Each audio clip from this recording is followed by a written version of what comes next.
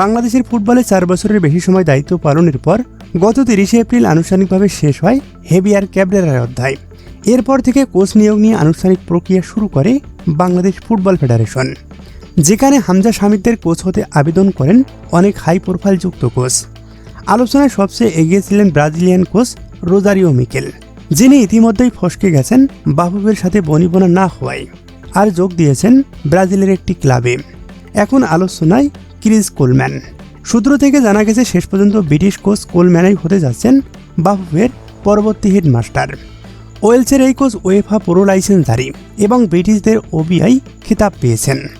2012 থেকে 2017 সাল পর্যন্ত ওয়েলস জাতীয় দলের দায়িত্বে ছিলেন তিনি।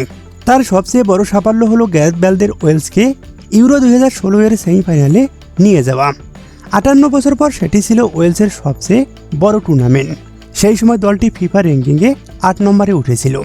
গ্যারেথ বেল এবং অ্যারন স্ট্রামকে ঘিরে 3-5-2 বা 4-3-3 ছকে কম্প্যাক্ট ও দ্রুত খেলার ধার তৈরি করেছিলেন কোলম্যান। তবে তার সবচেয়ে বড় গুণ হল খেলোয়াড় ব্যবস্থাপনা। সাবেক ওয়েলসের কোচ গ্যারি স্পিড নিহত হওয়ার পর শোকাগ্রস্ত দলকে একত্র করে টুগেদার স্ট্রঙ্গার নামে একটি শক্তিশালী পরিচয় তৈরি করেছিলেন তিনি। কভেন্ট্রি ও সাদারল্যান্ডের মতো ক্লাবেও কাজ করে কিছুটা সংকটে পড়লেও ফেডারেশনের পরিবেশে তিনি স্বাচ্ছন্দ্যে কাজ করেছিলেন। যদিও তার পেছনে বড় অঙ্কের টাকাই খরচ করতে হবে বাফুফেকে। সবকিছু ঠিক থাকলে তিনি শেষ পর্যন্ত হতে যাচ্ছেন হামজা শামিদদের হেডমাস্টার।